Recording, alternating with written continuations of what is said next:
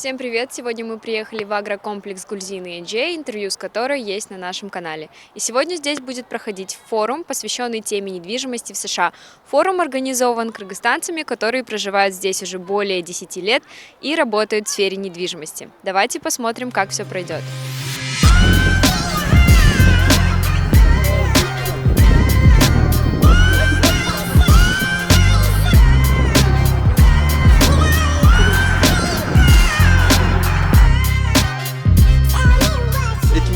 Жылдан бери мен кыймылсыз мүлк инвестиция кылып келатам. Мен Мэриленд деген штатта жашайм. Ошо 2016-жылы биринчи үйүмдү алгам.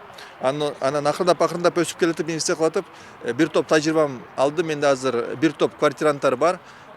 Мен азыр максатым көбүрөөк кыргыздарга, жердештерге real estate менеджмент кылганды үйрөнгөнү. Биякта бир топ кыйынчылыктар бар, бирок эгер техниканы туура билсе адам жыл сайын бир үйдөн алып 5 жылда 5 үй алып койсо болот. Эң кыйын жери биякта ипотека алуу, кантип туура үй тандоо, кантип квартиранттар табуу, биз ошол нерселерди үйрөтөбүз. Бүгүн бул экинчи жолу форум кылып атабыз. Өткөндө майда биринчи форум кылганбыз Кыргыз комьюнити центрде. Азыр болсо экинчисин кылып атабыз. Бул жерди тандадык себеби бир жердешибиз Гүлзина деген кыз. Бул жерди сатып алып, ферма кылып, ошо real estate менеджмент кылган.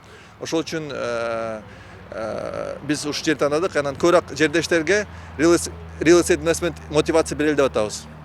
Бул аябай кирешелүү нерсе. Эгер туура кылса, Америкада аябай жакшы шарттар бар. Real estate менеджмент кылганы 3,5% же 5% минимум down payment кылып үй алса болот. Мисалы ошондо $500,000 үйдү $25,000 сатып алса болот. Азыр бирок кыйын жери үйлөр кымбаттап кетет аябайчы. Даже Чикаго шаарында бир жылда эле 6% орточо кымбаттап кетти. И процентный ставка да кымбаттап кетти. Акыркы 40 жылдагы эң чоң процентный ставка. Бирок эгер адам туура үй тандаса, туура санаса, profit calculation туура кылса, анда үй алса болот.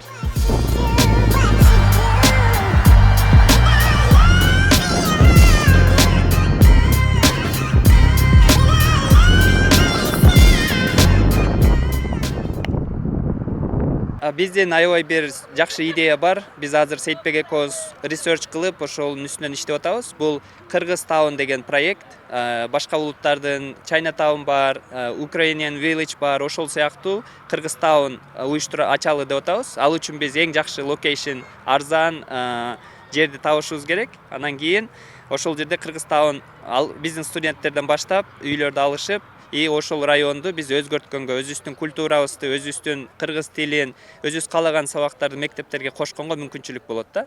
Кыргыз Town түзүлсө, мисалы биз караган жерде 800 адам мэрди шайлап алса болот экен. Биз кыргыз үй бүлөдөн 1000 үй бүлө көчсө ошол жерге, биз өзүбүз кыргыз мэрди шайлап, ал мэр ошол администрация менен иштешсе болот, губернатор менен иштешсе болот, криминалды азайтса болот, ошол мектептерди лобби болот да. Анан көчөлөрдүн аттарын өзгөртсө болот, көчөлөрдү оңдотсо болот. Ошону азыр биз сүйлөшүп проектти жасап атабыз. Буюрса Кыргыз Town жакында Чикагонун айланасында пайда болуп калышы мүмкүн.